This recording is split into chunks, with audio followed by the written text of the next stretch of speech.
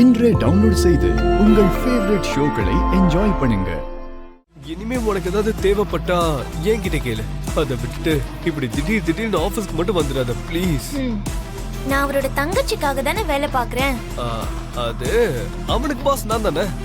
எனக்கு சம்பளம் கொடுக்க வேண்டியது அவரு தானே. அது அவனுக்கு சம்பளம் கொடுக்கறது நான் தானே. சம்பளம் நீங்க கொடுத்தாலும் வேலை யார்கிட்ட பாக்குறோமோ அவங்க கிட்ட தானே கேட்கணும். சரி சரி, நோ ப்ராப்ளம். இப்போ சால்வ் ஆயிடுச்சுல? ஆயிடுச்சு. ஓகேவா? ஒரு அர்ஜென்ட் வேலை இருக்கு, நான் கிளம்புறேன். அப்புறம் உங்ககிட்ட சாயந்தரம் கொஞ்சம் பேசணும், ஒரு முக்கியமான விஷயம்.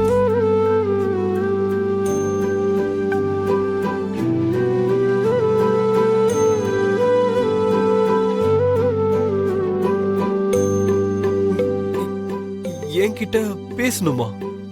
அதாவது அத பத்தி தானா? எதை பத்தி?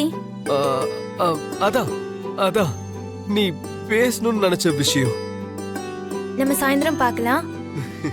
எதுவுமே என் கையில இல்லனா நீ கேட்ட தாண்டறதுக்குள்ள அந்த சாயந்தரத்துக்கு கயிறு கட்டி முன்னால இழுத்து இருப்ப.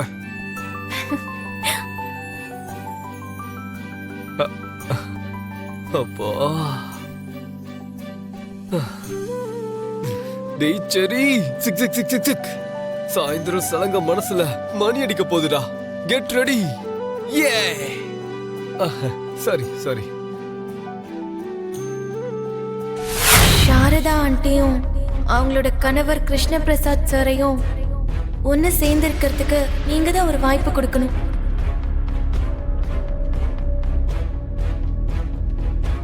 அவங்க ரெண்டு பேரையும் ஒன்னு சேரவே விடக்கூடாதுன்னு நீ நினைச்சிட்டு இருக்க. அவங்க ரெண்டு பேரும் சேரணும்னு நான் நினைக்கிறேன்.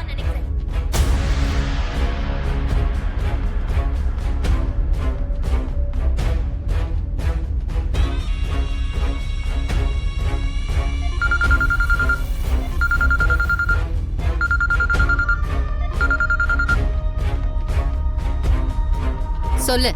அம்மா, ராஜபாளையத்துல பார்த்த பொண்ணோட அடையாளத்தை சொன்னா அப்படியே அதே மாதிரி வரையற ஒரு ஆர்டிஸ்ட் இருக்காரு. கூட்டி வரட்டுமா? ஏதாவது நல்ல விஷயம் எனக்கு பண்ணணும்னு நினைச்சா அது இதுவா தான் இருக்கும். உடனே கூட்டிட்டு வா. அம்மா, வீட்டுக்கு கூட்டி வரட்டுமாமா? இல்ல வேண்டாம். இப்போ நான் வீட்டுல அந்த பூமியோட கதை தான் போய்கிட்டு இருக்கு. நீ ஒரு வேலை பண்ணு, நம்ம பழைய கெஸ்ட் ஹவுஸ் இருக்குல்ல, அங்க கூட்டிட்டு வா. சரிங்கம்மா.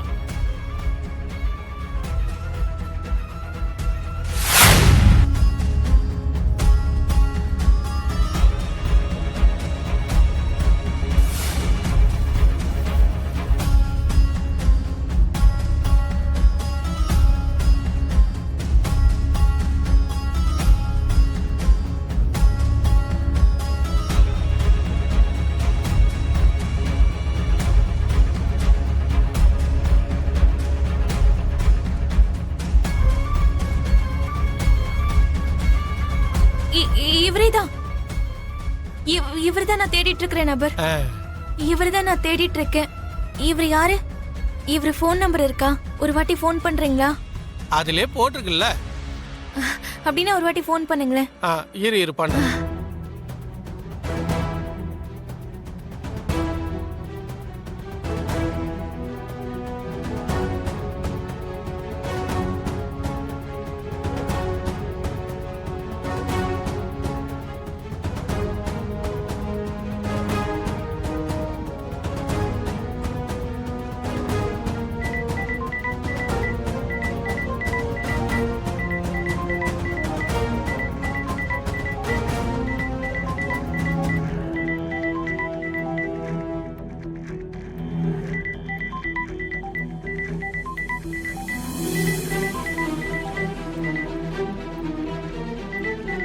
யார் அந்த பொண்ணு?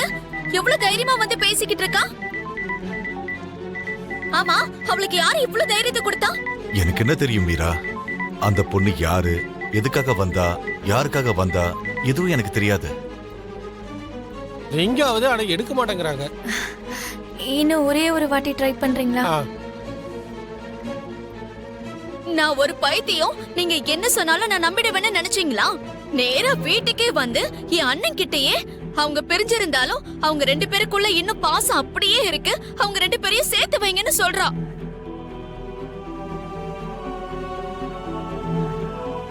இவ்வளவு நாளா கோவில் வீடுன்னு திருட்டுத்தனமா சந்திச்சது பத்தாதுன்னு நிரந்தரமா ஒண்ணு செந்தலான்னு பாக்குறீங்களா? மீரா, இத்தனை வருஷமா இல்லவ இனிமேதான் சாரதா கூட போய் சேர்ந்து நான் வாழ போறேனா என்ன? யாரோ இங்க வந்து ஏதோ பேசினாங்கன்னு அதை நம்பி என்ன வந்து கேள்வி கேட்கிற?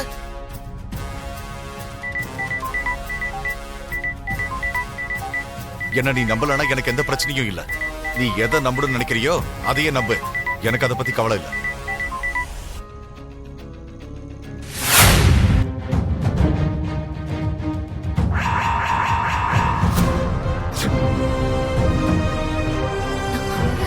இந்த பொண்ணா?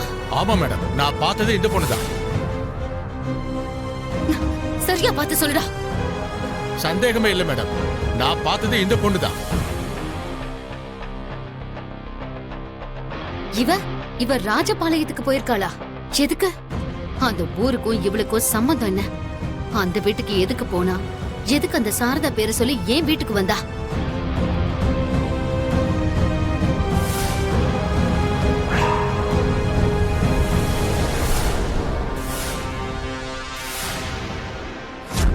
எதுக்கு? இவளை பார்த்ததும் எனக்கு அந்த சோபா சந்திரன் ஞாபகம் வருது. யாரு உண்மையிலே யார் இவ?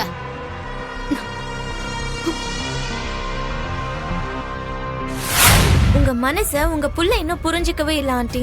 நீ சொன்னா மட்டும் அவன் கேட்டுவான்னு நினைக்கிறியா? சொன்னாதானே அவருக்கும் தெரியும். அதுக்காக நீ அந்த வீட்டுக்கு போனியா? எங்களை பத்தி அவங்க கிட்ட பேசுனியா? அங்க இருக்கிற எல்லாரும் எவ்வளவு ஆபத்தானவங்கன்னு இன்னும் உனக்கு புரியவே இல்லையா? அவங்கள பத்திலாம் நான் யோசிக்கல ஆண்டி. நான் உங்களை பத்தி மட்டும்தான் யோசிச்சேன். நீங்க மட்டும் எங்க அங்கிளை பத்தி யோசிச்சிட்டு இருந்தா நான் அதை பத்தி எல்லாம் யோசிச்சிருக்கவே மாட்டேன் ஆண்டி. அவரோட மனசுலயும் இப்பவும் அதே அன்பு இருக்கு. அந்த அன்புக்கு குறுக்க நிக்கிறதே அவங்கதான். தள்ளி நில்லுங்கன்னு சொல்லதான் போனேன். நீ போன விஷயம் ககனுக்கு மட்டும் தெரிஞ்சா எவ்வளவு பெரிய பிரச்சனை ஆகும்னு தெரியுமா உனக்கு? வேண்டாம் பூமி, மறுபடியும் நீ அந்த வீட்டு பக்கம்லாம் போக வேண்டாம். ஆண்டி, என் அப்பா அம்மா பத்தி தெரிஞ்சுக்க எனக்கு ஒரு வழி கிடைச்சிருக்கு. எப்படியும் கொஞ்ச நாள்ல நான் கண்டுபிடிச்சிருவேன். அதுக்குள்ள உங்க 2 பேரையும் ஒண்ணு சேர்க்கறது தான் என்னோட ஆசை.